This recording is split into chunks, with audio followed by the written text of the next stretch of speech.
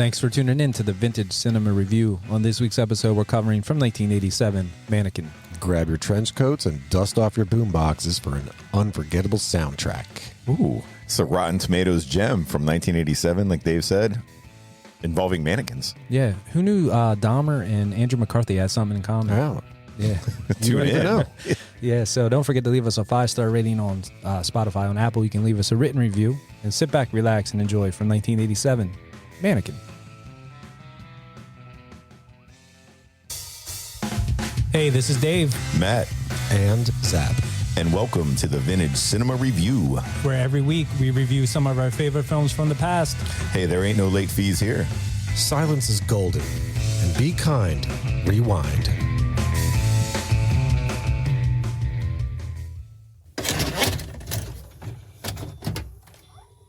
Oh, what are you putting in the V.C.R. there today? What's that? We got Mannequin, 1987. 87. 87. Mannequin. Mannequin. Those are those things that like are at the mall that just stand still. Pretty much, yeah. Oh. I'll be the first one to qualify this. This was a fan request. Absolutely. This was... Who was the fan? You know what? I deleted it off the list. Oh, big fan. to protect the innocent. But there was this was tied with Young Frankenstein. So we just did them back to back.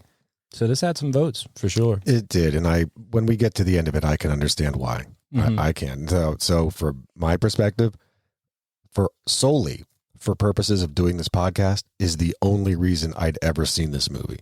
So you didn't see it back in the day? Nope. Oh, wow. There's some big names in this too for being in what, 87? Yeah. It was definitely some big names in it, some good songs. These were definitely, big names at the time for sure. Mm-hmm. Yeah. So Mannequin, 1987, release date to be exact, February 13th, 1987. I think you said, that's President's Day? President's Day weekend. Weekend, so we'll get to that then. Runtime on this, an hour and 30 minutes, and it was rated PG, which surprised me with the nudity in the beginning. Yeah. Just a little bit of ta-ta. Yeah, I guess fake ones. A little bit Yeah. of boobs. Yeah. So this is directed by Michael Gottlieb, written by Edward Rugoff and Michael Gottlieb, and produced by Art Levinson. A lot of odd names. Yeah, I know. Budget on this, $7.9 million. What? Box office, 42.7. Now, there's a what. Yeah. So they spent 7, they made 42. Yeah, and I contributed to that. Juice is worth the squeeze. 7.9. Is it, Dave, it is interesting that you say that you contributed to that. I got a fun fact on that one too. Yeah. That's great to hear. What, contributions? I saw this in the theaters. That's so funny, dude. Yeah. I did not see this in the theater. I did see it on a VHS tape. Filming locations on this, for now, we'll just leave it at Pennsylvania, There we go. because there's going to be some spots that we'll get, but there's a lot that, And that's it, just PA? yeah. Just pretty much, Pennsylvania? that's all I really saw. What a I mean, great state. I'm sure there was sound stages here and there at the studio or whatever, but yeah, for sure, the lion's share of the filming was in Pennsylvania. Pennsylvania, yep. So that's all that for my fun stuff. I'll turn it over to Zap for the cast. All right. Now, we were talking some big names, so here comes some big names. The cast of Mannequin includes, but is not limited to, Andrew McCarthy as Jonathan Switcher, Kim Cattrall as Emmy Hessire, Estelle Getty as Claire Timken, James Spader as Mr. Richards, G.W. Bailey as Captain Felix Maxwell, Meshock Taylor as Hollywood Montrose, Carol Davis as Roxy Shield, Steve Vinovich as B.J. Wirt, Christopher Maher as Armand, and Andrew Hill Newman as the compactor room janitor. That guy at the very end. Guy at the very end, Yeah. who's hoping and praying for a mannequin of his own. So I guess that's it for the cast. We'll turn it over to Matt for a brief synopsis. If I can get through it here. When shy young Jonathan sculpted his mannequin masterpiece, he gave her all the attributes of the girl of his dreams. But even Jonathan's wildest dreams couldn't prepare him for what happens when his store window fantasy becomes a living, breathing, totally enchanting young lady. Andrew McCarthy from Pretty in Pink stars as down-and-out artist who creates and falls in love with a department store mannequin who becomes very much real-life as a vivacious Emma Kim Cattrall from Police Academy and Big Trouble in Little China. But soon, both Jonathan and his statuesque lady find themselves caught in the crossfire between two battling store owners. And the bad guys will go through any length, even mannequin napping, to take advantage of Jonathan's almost magical artistic talents. It's a wildly outrageous and romantic fantasy in this hilarious tradition of Splash. Splash. I forgot about that. Ooh, Dude, Tom we should definitely Hanks. do Splash. That We was a good should one. definitely do that. That was a great one, man. Bocce balls. Daryl Hannah, right? Daryl, yeah. I don't think there's enough Daryl Hannah in the world today. Yeah. So, yeah, Mannequin, 1987. I did see this in the theater. Quick story before we get into it. Sure. I went and saw it, and I remember a girl. It was like my girlfriend. I'm 11 years old at the time. She was coming out. I know, right? She was coming out of the theater of Young Mannequin. love. Young love is for sure. I was going in. I think I was with my mom and maybe my aunt, my cousins. I don't know. And she's like, "Oh, I just saw Mannequin." I was on my way in, and I was like, "Oh, was it good?" She's like, "Yeah, it's really, really good." She's like, "We're actually walking into this next theater to watch another movie." And I was like, "Oh," and in my head, I remembered it as She-Devil, the movie she was going to see, because of the poster and stuff is on the wall. I went and looked. She-Devil didn't come out till 1989. It was actually a movie called Hunk. And in my head, I remembered it as She-Devil. But the movie Hunk had on the cover a girl holding a pitchfork and then this guy who was a nerd that turned into a hunk. And Well, imagine that. right. So she was doing one of them deals where you pay for one movie and then you just walk into the... All day. You're just All day. spending your whole day in the theater. Right. So that was my memory of Mannequin. And I remember liking the movie a lot when I saw it at 11 years old. And this is only the second time that I've seen it. That's why you're thinking She-Devil, because the Hunk poster, there's a lady with a pitchfork. Yeah. Yeah, Matt just pulled it up. And is that a PA license plate? I think it is, yeah. Oh, no, it's California, maybe. Yeah. Oh, California Hunk. Yeah, but I don't think Hunk made too much money. no. It might have made as much money as the movie I went to see President's Day weekend, Oh, yeah. 1987. So my quick little fun fact. So this movie opened on President's Day, as we said, as did Over the Top. Great movie. Fantastic movie. With Sylvester Stallone. Yeah. Yeah. Of course, though, Mannequin did better. Oh, for real? In the box office? Oh, No. my God. 100%. Damn. 100%. In fact, That's blasphemy. in fact, Over the Top was upside down relative to the money spent. The juice was not worth the squeeze for Over the Top. That shocks me. That was a box office bomb. I think they spent 13 and they only made 6 or 7. Like, I would think my dad went to see that while we went and saw Mannequin movie Yeah. or something like that, you know, Stallone. You're my son. We got to learn how to arm wrestle, you know. I'm going to drive a big truck. What was that guy's name? Hawk or something like Correct. that? Yeah. Yep. He's badass. I like how he turned his hat backwards and he got stronger. That was the switch. So That's what you cool. do. You do that for the podcast. Yeah, I do. He's got his hat back. I'm over the top. You are I get amazing when I you turn are my hat over the backwards top, on the Matthew. You are podcast. absolutely over the top. Thank you. Thank you so much. I appreciate that. So Mannequin, why don't we steer through it, I guess? Let's steer through this. Let's elaborate Steer. on Matt's synopsis. All right, our story kicks off in ancient Egypt right after lunch. They actually say that. Yeah. It's written on the first screen. Yeah. Right. Ancient Egypt, right after lunch. Yep. Yeah. With Emmy Hessire, who's praying to the gods for refuge from a soon-to-be arranged marriage. The earth rumbles, and in a flash, she disappears. Fast forward to 1987, where we meet Jonathan Switcher, a down-on-his-luck artist working odd jobs to make ends meet. Jonathan's imagination and perfectionism often lead him to get fired from his jobs, including a job as a mannequin sculptor, where he'd crafted his masterpiece, a perfect female mannequin.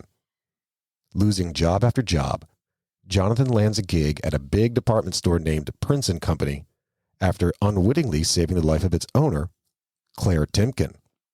Prince & Company might be on financially shaky ground, but I have a feeling that Jonathan will bring a spark of light into this fading fashion franchise. And what's this? His prized mannequin, his masterpiece, is in their display window. Yeah, Good for her. It's got to be fake. Yeah, good It's for gotta that be. mannequin. Dude, he lost his job as the mannequin sculptor, and then he gets a job at the place that found his mannequin. There she is. Is that a real life job? Mannequin sculptor? Somebody has to. I mean, all he was doing is putting the pieces on. Yeah, he's making the model. It was like a Lego. So in the beginning, like No, wait a second. Yeah, he was putting the pieces on, but he had to sculpt the mannequin itself. he actually made that. Shit, yeah. I didn't know he sculpted the. I thought he was just like they had the parts there and he's putting it together. I'm like, that's easy. Yeah. So, you know what I Let mean? me put this leg on. So that first part in Egypt, maybe that wasn't filmed in PA. I don't know. Probably not. Maybe on a soundstage. Possibly. Or in Egypt. But let's talk about the song. I'm sure they flew out there just for that. Just part. for that. Go to Egypt down in one of the. I doubt it. Well, maybe that was part of the budget. $7.9 million. Well, That's a lot of money. to get that money back, got to be authentic. 1987, $7.9 million. What is that today's at? Probably twice as much. Okay, 14. Yeah, $15 million. Let's just call it. So that beginning scene with Egypt, and then they go into the animation like we see in a lot of. Wait, I'm wrong. It's 3 times as much. So 21 million. Wow. Yeah. Because we did that thing with the commercial for the all-you-could-eat buffet at Red Lobster. At Red Lobster. So they had an all-you-can-eat seafood buffet, and that was 84. Yeah, it was like almost $7. So that was almost $7, and in today's dollars, it's 21. So almost 3 times as much from 1987 Triple the money. now. So that beginning scene where they show the animation and stuff reminded me of a few movies back. My wife actually referenced the one, Christmas Vacation. Better Off Dead. Better Off Dead was a that. good one with the cool cute and fuzzy bunnies. Yeah, they do. And I think that's a cool start to a movie. It kind of lays out the movie in animation. Yep. And then that was a cool song playing. And we talked about that. It was Belinda Carlisle, In Your Wildest Dreams. Not the Go-Go's. Not the Go-Go's. Yeah. But as soon as I heard the song, it sparked a memory. I'm like, I remember this song. Sure. I remember the beginning. So, and then in the beginning, he's doing these different odd jobs like you were talking about. There was one where he was like blowing up balloons at a kid's birthday. Man, just trying to make a living. Dude's trying to make balloon puppets, and this jack-off spoiled kid says, no, I don't want the balloon puppet. I want the big-ass balloon that's advertising the name of your business. Right. And the kid takes off. Kid and the dad's takes it. pissed at him. And then he's pruning bushes and doing stuff like that. Yep. So do you think that was the one scene where they filmed? That could have been, that could have been the scene that was filmed at the Hershey Gardens. Yeah, so I saw that. Oh, with the trees? Yep. Yeah. I saw that in the fun facts, and I was like, maybe that's the scene. Yeah. Or maybe they're at Longwood Gardens. They were outside Philly. Were they?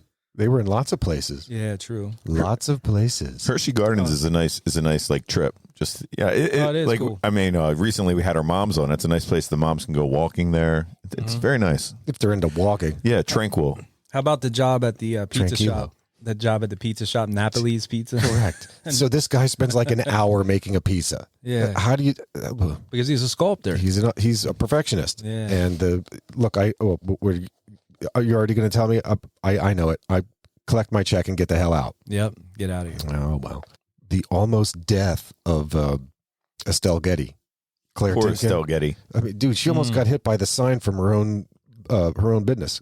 100-year anniversary. Yeah. She's from the Golden Girls fame. The mom, is. yeah. Estelle Getty. Interestingly enough, she was the youngest cast member. Yes. And yet Of the played Golden the Girls. oldest broad. What was her name in Golden Girls? Sophia. Sophia. That's what it was. Yeah. She was the mom. Yep. Mm-hmm. She was kind of into like sexy time too. That was Blanche. Oh, yeah. That was definitely Blanche, and Blanche was a whore. Poor Blanche. Poor Blanche. Dude, she was absolutely a Russian, or not Russian. Goddamn Russians. Sneaky fucking Russians. No, she Yeah. was a Southern Belle hooker. No doubt. All right.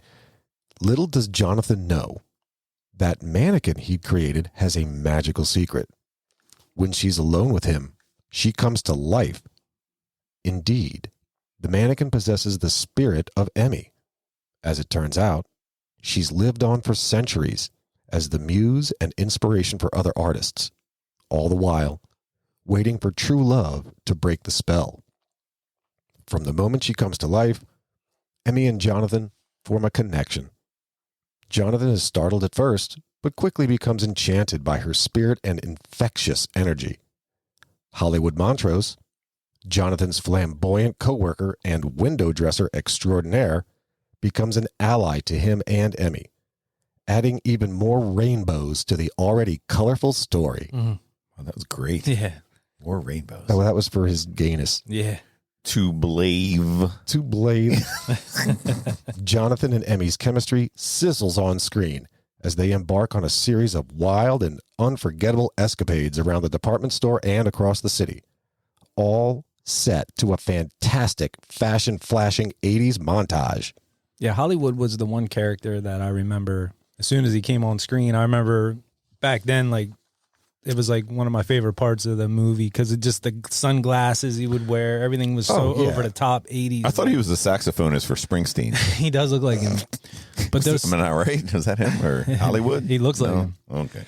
he was one of the 3 most important people in the world in Bill and Ted's Excellent Adventure. Was that him? Was that really him? No, it wasn't him. Oh, Yes. It was not him. No. Not the same. No, that's the. You're right. That was the E Street Band guy. That's correct. He was in that. That's correct. That, and then also, I noticed this in the one scene. I was like, I remember those license plates. You've got a friend in Pennsylvania. That was back when we had that on the. I still have one. I still have 2 of those actually. Oh, for real? On your car? Or? Not on the car, off the car, but I still have the plates. You've got a friend in Pennsylvania. One other thing I noticed in this, and I don't know if people still do this on cabs. Like back then in the 80s, they had ads on the roof. Sure.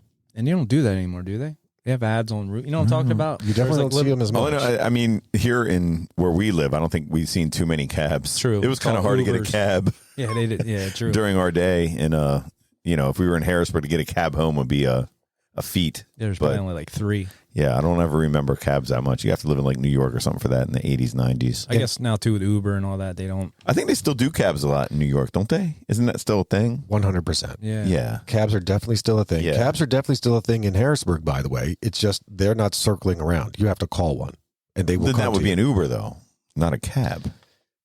You can call a cab company. I promise you, there is a cab company in Harrisburg. Okay. Yeah. I'll have to try that. That is in addition, Matt, you are right, to Uber, Lyft, you name it. Yes. Mhm. These montage of scenes in this is great. Like where these 2 are just, it's a few seconds they're wearing this outfit, then a few seconds of them wearing Yeah, this dressing outfit. up, then doing like cool like moves and stuff, like dance moves. That's your favorite, the montage. Yes, I love montages. Matt, I thought of There's you not enough immediately. in life. This was montage laden. There's a lot of it. On my when I die, I was telling my wife this. Like, I want like a band to come in and they'll play like "Push It" by Salt and Pepper. Right. But then I want on the screen like I want a montage of my life. Going by. Yeah, like going by like 3 minutes, my whole life in 3 minutes. There, watch it to push it, and then You're going to have it to push it, the song? Yeah, like Just a. because I thought it'd be funny. Okay. You know what I mean? I didn't know if there was like a meaning. No, there's there. no meaning. Okay. Just I think it'd be funny to like a 3-minute montage of my life. You can do it. If you're going to go with a smile. Yeah, go with a That's right. smile. Like, have fun. Like that whole death thing where everybody's all sad and shit. I don't need that. Go with a smile. That's right. Speaking Exactly. of smile, I was smile laden through this movie. I smiled a great deal. It was very nostalgic. Very nostalgic. Like I said, it's a smirky movie. Yeah. Like I said, agree. I like the outfits and stuff and like the montages and that opulence of those. That's a Zap word of the stores, like Sure. the Boscovs, like and that one that she worked at, that Princeton company. Yeah. So that was what a Wanamaker's or something. Yep. Boscovs? Is that what you mean? Well, the Illustra was the Boscovs. Okay. And the one where Estelle Getty was at was Wanamaker's. Wanamaker's, and it John was so Wanamaker's. over the top with Sure. just it looked like I don't even know, like it's just a big fancy. You don't even know. My mom would get my slacks at John Wanamaker's. Mhm. That was a nice Damn. place to go. That was a high Matt's end. got some money, man. Yeah, John Wanamaker's. Wanamaker's is That's high that end. New Mexico money. They had the polo and all that shit in there, you know. You're not getting that at James Way. No, Jonathan and Emmy's relationship is not only romantic, but also creatively explosive. The two go on to design window displays that are so jaw-dropping. They capture the imagination of every passerby and turn the struggling store into a retail sensation. From roller skating through the store aisles to creating whimsical, larger-than-life displays, their adventures are set against a backdrop of quintessential 80s fashion and music.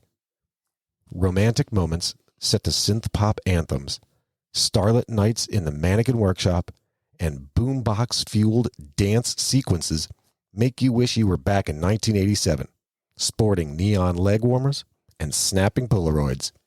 The comedy is slapstick, but the humor and heartwarming interactions, all wrapped up in a neon glow that only the 80s could provide, make Jonathan and Emmy a match made by the gods.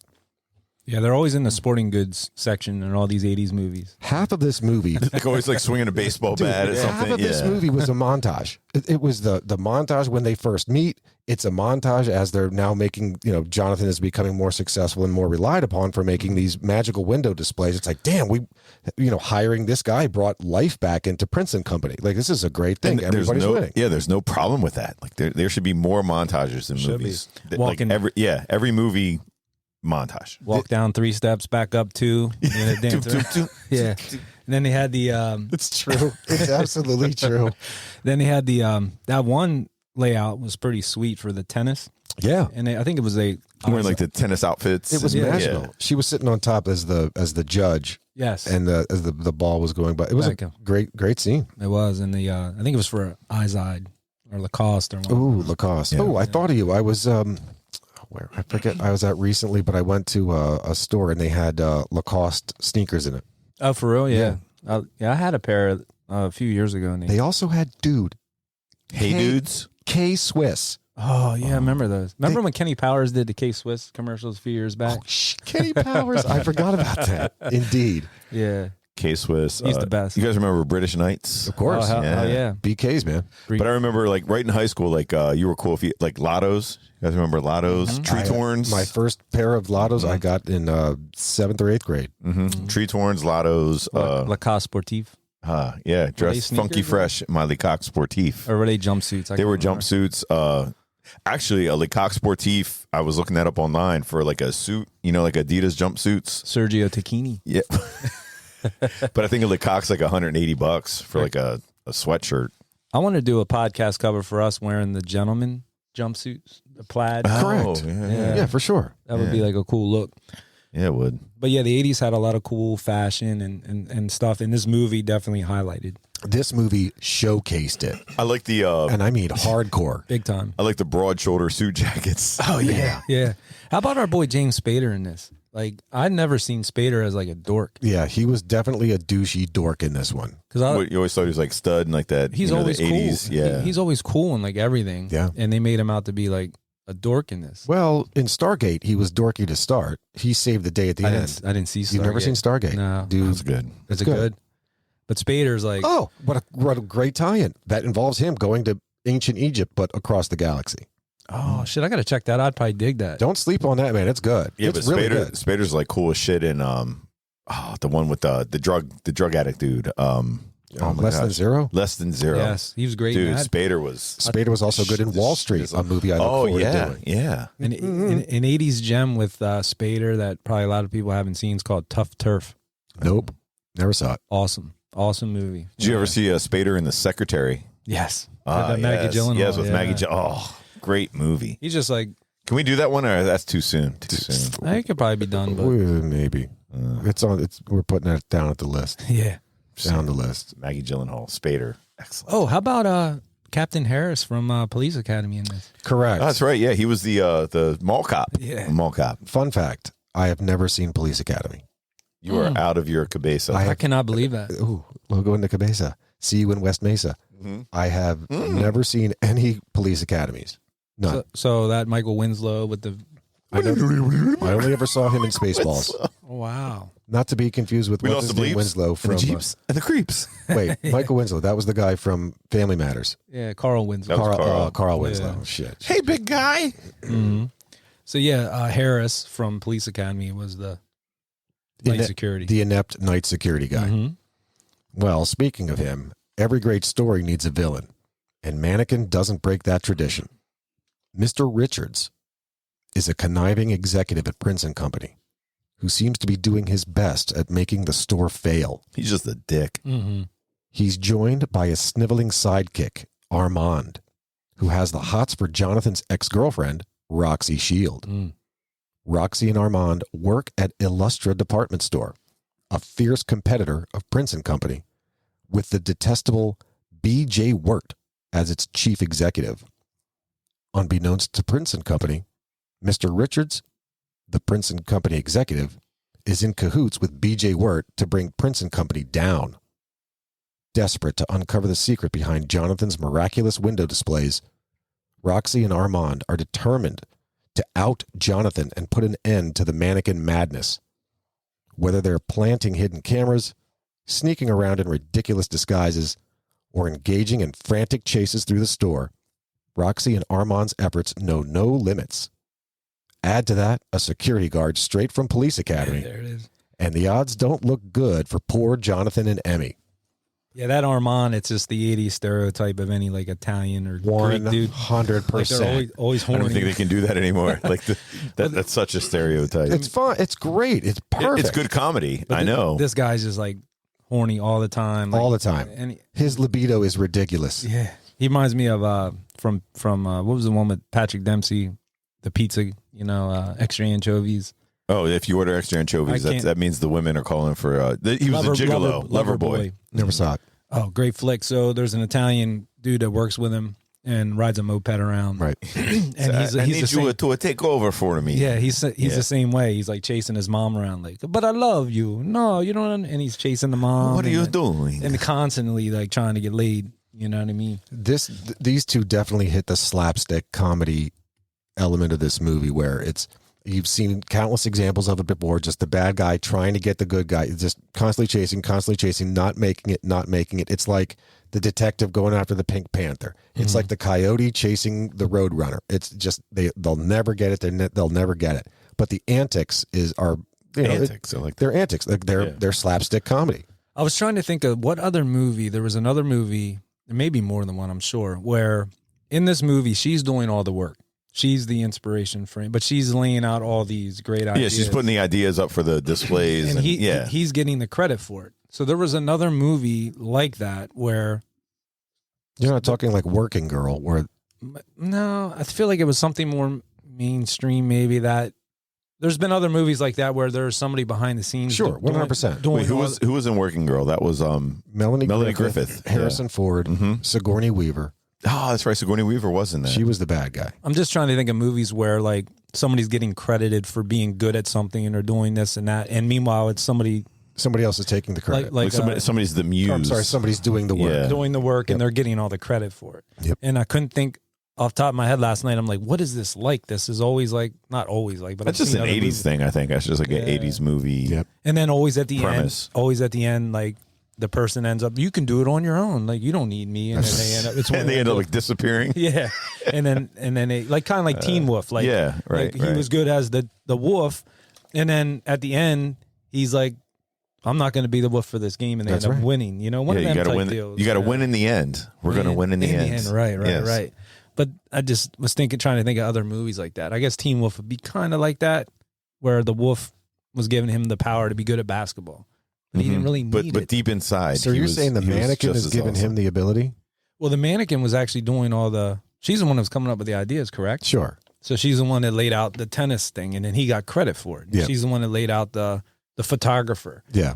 And, meanwhile, these people are like, wow, you did awesome. He's like, well, I don't know if I can do it again. That boy's good. Yeah, exactly. That's Good, funny. terrible. Like that whole department store, like window scene is not even a thing anymore unless you go to like New York, maybe. Correct. No. Yeah. But like, they don't have that. It's not a thing anymore. Like walking through your like local town in your square and seeing these window displays. Like I want to go in there and buy that. This made me sad watching this because malls are dying. Malls are done. Yeah, it's a shame. I miss them like The brick and mortar is a flower gone. misses the sun. Right. I thought you meant like the desert needs the rain. Yeah. Eurythmics? No, I think that was a song from, it's funny. I remember going to a dance with my cousin Brian. It was I say public school dance because I went to private school my whole life, but it was a CD, I think a 9th grade dance. I remember like we were walking in, I had like this shirt on, it had like polka dots. And he walked in and the song that was playing was like, and I miss you like the desert miss the rain. You guys remember that song? I remember that song. And I miss you. And then we were walking like, we thought we were all cool. We're like, yeah, what's up? I'm almost positive that's the Eurythmics. I'm almost positive. I think it might be, yeah. You think? Okay. Yes. Well, I'm going to have to look that up. Annie We'll Lennox. get there. We'll get there. Annie Lennox, I think. All right. Yeah. Well, as the stakes heighten, so does the tension. The department store becomes a battleground of love and magic. The villains escalate their efforts to expose Emmy and Jonathan, leading to a thrilling night and a high-speed chase through the glitzy aisles. Jonathan and Emmy try to outwit the villains, all the while keeping her secret safe. In the pulse-pounding climax, Emmy, along with all of the other mannequins, are placed on the moving conveyor belt of the store's trash compactor, I was getting scared during this one. seemingly destined for destruction. Never fear. Jonathan risks life and limb to save Emmy. And once his true love for her manifests itself, Emmy comes to life, permanently. True love has in fact broken the spell, and our story's denouement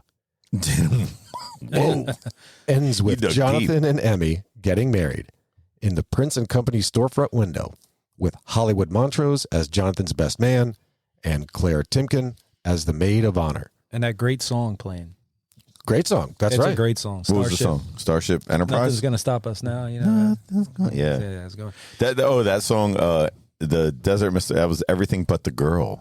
That's the name of the group? Yeah, 1990. That's stupid. Would have never guessed that. Yep. Never even heard of that. That's beat. So this movie, too, had me thinking about our boy Dahmer. Sure. Like, I wonder if he went and saw this. What, dating mannequins? Well, remember, he was into the Mannequin. Yeah, Remember that? yeah. He stole one and brought it home. Yeah. So I wonder if he went and saw Mannequin and was like, let me try that. Could Take this be. mannequin home. Because remember, he would sleep with it. and Correct. do all that. Hey, cuddle. Do things with his junk with it. Yeah. Yeah. It was, Drill I think holes. his was just the torso, though. Correct. The mannequin torso. That's correct. Legs got in the way. Right, because that guy at the end, the janitor or whatever, he was trying to get mannequins to come He's back the to life. Dahmer. Yeah, He would be the Dahmer. But So- this was fun, man. Like this was really fun. Like, and this is the simplest of simplest storylines, without a doubt. It is the simplest. But I mean, all the That's the like action quintessential 80s, and though. the You know, climax that's and the, perfect. The denouement and all of that stuff. It's just so perfect. How do you say that again? Denouement. Denouement. Wow. Denouement. So Denouement. Matt, how did we go to the same high school and you don't know what that word is? Denouement. I don't know. It's not Latin. So anyway, Denouement. the denouement is the French for the post climax. It's the Okay. It's the end. It's The cigarette. Yeah. done. That's correct. That's good. I like that. The It is cigarette. The cigarette. Did you Yeah. notice the couple things in here?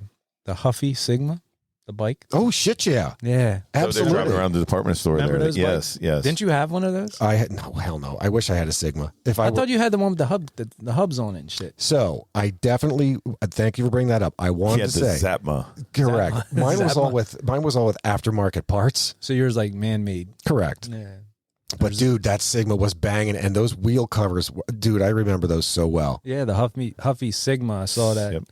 $99 I looked up when they came out. Mm. That was it, you know what I mean? So that, That's $300 in today's dollars. Wow. Yeah, but your parents weren't putting out $99 for a bike. well, compared to like a GT and all them other ones, that was a bargain Bargain. back then. You know what I'm saying? That Stu was a good Thompson deal. was a bargain too.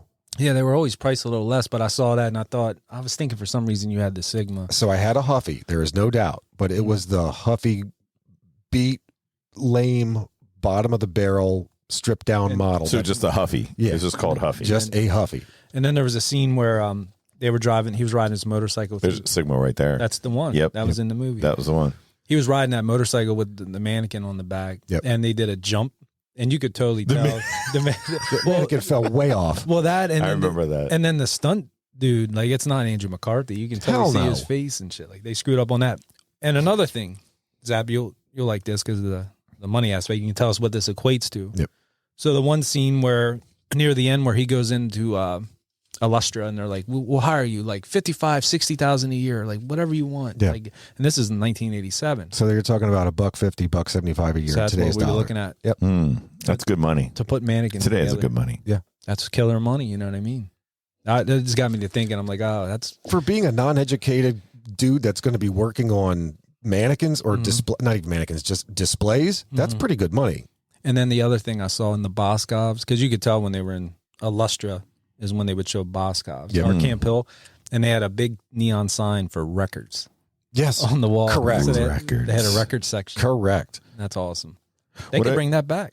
What I do miss about the 80s, the filmmaking, doing these vintage cinema reviews is the stunts.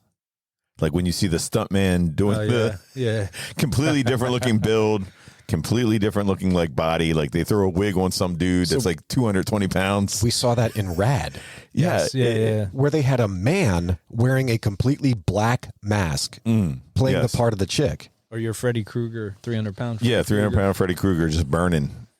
But yeah, like Hollywood has done a much better job, but I still like that retro feel of the 80s stunts. Yeah. They needed to bring that back. It's the Hollywood, best, man. bring it back. It would be the stunt people we would have to play us. Yes. Yeah. Fun facts. I never tire of this part. So since we've been talking about it, so the scenes of Prince and Company, that's the good guy store, that was filmed in the Wanamaker's department store in Philadelphia. Philly. So that store, which is now a Macy's and is riddled with crime, Riddled. Riddled. It's absolutely, dude. That Macy's downtown, it is awful, and that's, in my opinion, thanks primarily to Philadelphia's abhorrent district attorney Larry Krasner. Is that why they call it Macy's? You got to bring mace. Yeah. Dude, that city's all jacked up anymore. But I really did like that. Having spent as much time as I did in Philly for, my professional employ, loved watching that motorcycle or cars or anything driving around Philly in the 80s. Yeah. Like that was just cool to see. It was the city part. So if Rocky was from South Philly, like this was just, downtown Philly, just seeing that driving around and stuff was awesome. Also brought back memories and stuff. Loved that in fact that they did use the Wanamaker's in Philly, because that Wanamaker's in Philly has this pipe organ in it, which is true. It was featured in the movie, at least in one of the scenes where he's playing the organ and she's dancing around and doing whatever in one of the montages. That organ, I think, is like one of the biggest in the United States. Oh, I believe it. If I'm not mistaken. Wow. That is a fun fact. Dude, it's crazy. What you got, Matt? Got anything? Oh, no, I'm listening to you guys. Go ahead. Yeah. Well, how about that Boscov's? Come on. It was Boscov's in Harrisburg. Fun fact. Camp Hill, actually. Oh, Camp Hill, yeah. South 32nd Street. That was Illustra. Was filmed at Boscov's department store at the Camp Hill Mall. That's in Camp Hill, Pennsylvania. Well, we had our Boscov's on the East Shore at that time, too, correct? I'm trying to think. So that would be in Colonial Park. Mm-hmm. Yeah. In the 80s. I think it was there. Maybe. It might have just been built. Maybe I don't know if they were around the same time. I don't know. So that would have, and that, was it Colonial Park? No, or was that the Harrisburg Mall? No, it was Colonial Park. Then yes, it absolutely was. Absolutely 100% was. Did you notice Andrew McCarthy wore bowling shoes through the whole movie? Yes. Yeah. Those were like a fashion statement. I remember early 90s. Remember the bowling shirts? And the shoes. And the shoes? You don't remember that? People would steal bowling shoes. I remember the bowling shirts, but not the shoes. Yeah, the shoes were kind of cool. So I thought he wore those shoes to make like a statement or like a subtlety statement that he was a clown. Like I thought they were clown shoes. So, I'm just a clown. I'm just working for whatever kind of nickels and dimes I can make. I'm just somebody else's clown to make people clowning around. Subliminal. No, I do have that. The Carl Gottlieb, who was Gottlieb's brother, was the he wrote the screenplay for Jaws, which was a good movie. For real? Yeah, we'll definitely do Jaws one of these days. By the way, great movie. That's a must. That's absolutely a must. So the director got the idea from the movie by walking around a store window and saw a mannequin, and he thought it was moving by itself, like visual. You know what I mean? It's a good display. He was probably on something. You know what I mean? Who knows? Could be. But he realized it was just an illusion. Just by the lights and the shadows and stuff like that. Sure. And then he started thinking, wonder what would happen if it really would come to life. And that's when he came up with the idea for the movie, I guess. Well, it worked. I mean, again, you spend 7, you make 40 some. That's a good money. Good I know return. there was a Mannequin too. I don't know too much about that. Electric Boogaloo. No, that was Breaking 2. But no, there was a Mannequin 2. I don't even know who was in it. I don't even know. I can tell you. But I seen it when I was researching for this movie. They said Mannequin 2. So Mannequin 2 on the move starred Christy Swanson.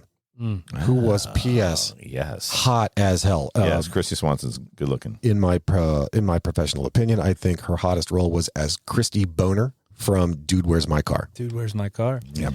How about some coulda shouldas? You want to hear some? I do. Yes, I like those. I do. So, Michael J. Fox, initially considered for the role of Jonathan Switcher, but turned it down due to scheduling conflicts. He would have been just as good. Yep. You know your career is awesome when you're just like, I'd like to hop in that movie, but I got other stuff going on right now. He played as you see Andrew McCarthy running around and doing all his crazy mad tactic or mad whatever, not mad libs, just having fun, running around, being zany. Right. Zany. It reminds me of Michael J. Fox from The Secret of My Success. Yeah, he could have definitely pulled that off for sure. Jodie Foster was considered for the role of Emmy. John Cryer was another candidate. I can see John Cryer. He was a big 80s movie guy. Here's one. Madonna was considered for the role of Emmy. That does not surprise me. Robert Downey Jr. for Jonathan Switcher, which at that time he was, I think he was still relevant at that time. Remember he had that downtime where he wasn't doing anything before Iron Man. I mean, it was for years. Yeah, and years dude. and years. So this is mid to late 80s. Mm-hmm. Robert Downey Jr. was definitely doing stuff. For sure. Like he would have just drugs. Well, yeah, but he would have just finished Back to School. Right. Yeah. And then Molly Ringwald, Ali Sheedy, again for Emmy. All Brad Pack stuff, yeah. And then John Cusack. Yep. For Jonathan. So those were the main ones, I guess, and who knows how accurate these are, but it's fun to think about. Oh my gosh, yeah. Poor Kim Cattrall spent 6 weeks posing for the sculptor who made her mannequin. This is just sitting still so somebody can sculpt a mannequin that looks like you. I think that was too much. They could have just used a mannequin. Like that seems like too deep into the work of the Mannequin movie. To make it look With like 5. How many montages were in this movie? At least 2, but three. Three. Yeah, definitely 3. Mm-hmm. And they were lengthy, bruh. You're talking like 3-minute montages. Shit, yeah, to the whole song. It's like the beginning of Rad. Yeah, right. The whole song. I got that Kim Cattrall was 30 when this movie was filmed. 30 years old. Yes, and McCarthy was only 24. Dang. She looked good. But think about, yeah, she looks real. So how old was she in Sex and the City? She got to be like 78 years yeah, old. dude. P.S. So since this is the first time I had, in only recent days, the first time I'd ever seen Mannequin, I think my first real exposure to Kim Cattrall was Sex and the City. Mm-hmm. And sorry, that role spoiled me on her. Turned you off to her? Completely turned me off to her. I don't, it's like Blanche Devereaux from the Golden Girls. We were talking about it. Mm-hmm. I Who don't, you consider a whore. she's a whore. And Yes. Kim Cattrall in Sex and the City was a fucking whore. In that show, yeah, for sure. She just like to get it in. Yeah, and I mean, it was a character. So Yeah, it was a character. I get it. Did you know Mannequin was one of the last major Hollywood films to use stop motion animation for certain special effects? Now, I don't know. What do you mean for like the mannequin parts? Must have been. Yeah, that makes sense. Like if they moved it, and then it turned into real life. And then the character of Emmy was loosely inspired by Pygmalion myth, Who? in which a sculptor falls in love with a statue that comes to life. Oh, okay. Yeah, so I guess that's a fun fact. That is a fun fact. Equally fun fact, we mentioned the closing song, Nothing's Gonna Stop Us Now. So that power... you said that was Starship, right? Correct. That power ballad, Nothing's Gonna Stop Us Now by Starship, which was sung by Grace Slick and Mickey Thomas, was not only nominated for Best Song at both the Academy Awards and the Golden Globes, it was also the second best-selling song of 1987, right after Never Gonna Give You Up by Rick Astley. Oh, Rick Astley. Yeah. I did read that one. That song is timeless. That will be here 200 years after we're gone. Yep, absolutely. You know, I was looking at movies that were released in 1987, and there were some bangers that came out. You see, like I couldn't believe some of these movies. It was a good year for movies. Just to name a few that came out: Evil Dead 2, which is one of my favorites. Like you said, Over the Top. Some Kind of Wonderful. Oh yeah, Remember that one? oh yeah. That's with a chick drummer. Yeah. That was awesome. Nightmare on Elm Street 3, Dream Warriors, which I saw. Dream Warriors. That was a great song. Damn, man, that hurt. That was a great song, though. Lethal Weapon, Angel Heart. You remember that? With, Sure. Yeah. Angel Heart. Who was in that? That was Mickey Rourke. Oh, yeah. Blind Date. Bruce Willis. Yeah. Police Academy 4. So there was another Police Academy. I wonder if that guy, I'm sure he was in the future Police Academies. Captain Harris, the guy that was in this. Creepshow 2. That was a good one. Good horror movie. Beverly Hills Cop 2. Ernest Goes to Camp. Love that. Poor movie. Ernest. I think that was one of the first Ernest movies. That was the first Ernest movie. Goes to Camp. They made Eggs Erroneous. Mm-hmm. Whatever happened to Ernest? He's dead. He died, yeah. Poor Jim guy. Varney. Jim Varney. That's it. Predator. The Witches of Eastwick. Yep. Spaceballs. Yeah. What Nicholson was in Witches of Eastwick. Sure was. And the three ladies. Full Metal Jacket. Great movie. Yeah. Adventures in Babysitting. Dang, 87 That was was- crushing it. That was one of my favorite movies, actually, Yeah. when I was a kid. RoboCop. That was a good movie. Summer School. La Bamba.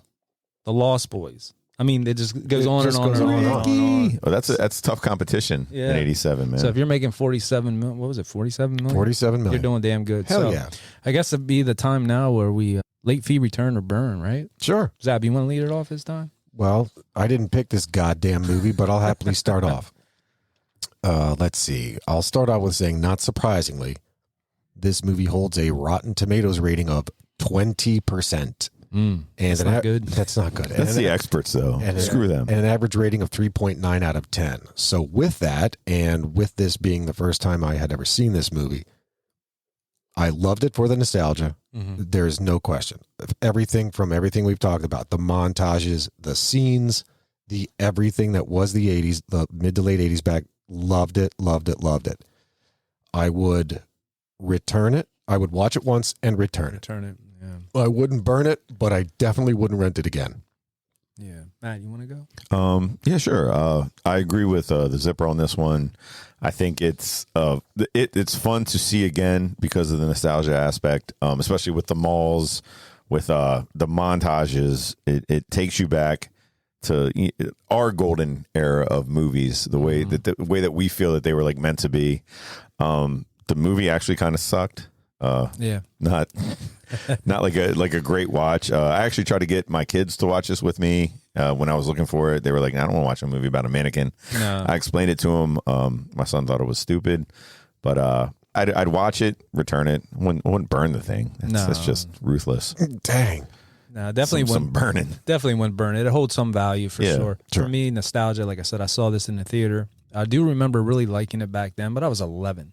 So watching it now. Yeah, but you had like a girlfriend involved in it. You know, it's one of them things that takes you back. Well, I wasn't with her, but like she went and saw it. I remember just as an 11-year-old, she liked it too. It was just an entertaining movie. It's the 80s, so that montage stuff is all great.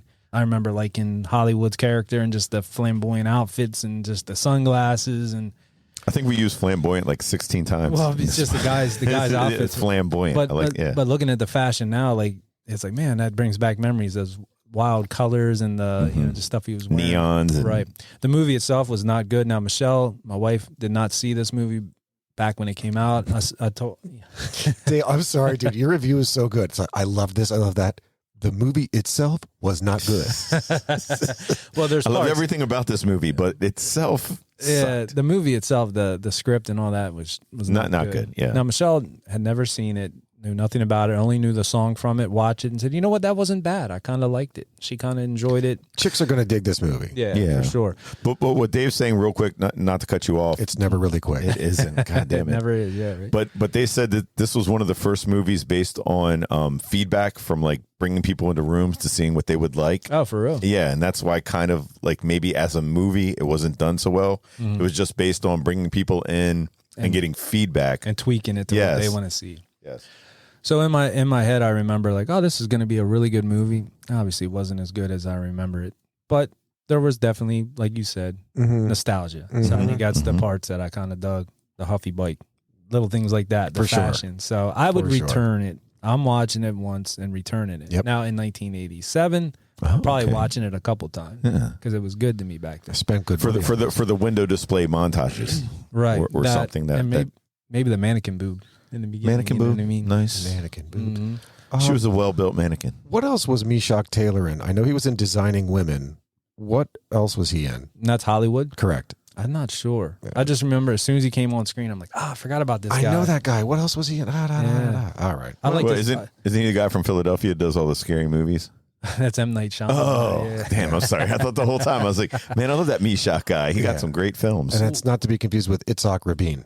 What did you think of one other thing I forgot to bring up? His pink, is that a Cadillac? Should you? It was a pink Cadillac. Yes. Wait, was that? Yes. That was, or was it a Lincoln? No, it was a that- GM product. Then it would have been a Cadillac. Cadillac. And they pull up in front of it's not raining, the weather's great, and they park and he pulls out this big polka dot car cover to put over it.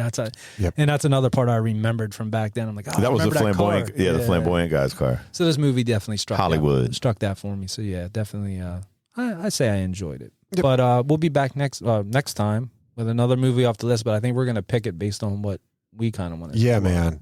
Yeah, because you're welcome. We've done you enough favors. Tired of this feedback. God crap. Damn. But hey, these movies at least will be on the list, the ones we're picking from. I think we were eyeing up E.T. maybe. Ooh, if we're lucky. There's a couple of them there. So E.T., that's going way back. To keep adding to that list, and we'll keep doing them. And don't forget to leave us a written review that helps out, and go on our social media and give us feedback. You guys got anything else? No, good, man. Yeah, Good Mannequin, cool. Liked it. Dug it. I guess that's it for now, so we'll catch you where? On the flip side. If we don't see you sooner, we'll see you later. Peace. Thanks for listening to The Vintage Cinema Review in the Old Dirty Basement. If you dig our theme music like we do, check out the Tsunami Experiment. Find them on Facebook. Their music is streaming on Spotify and Apple, and where great music is available. You can find us at Old Dirty Basement on Facebook and Instagram, and at Old Dirty Basement Podcast on TikTok. Peace. We Audi 5000.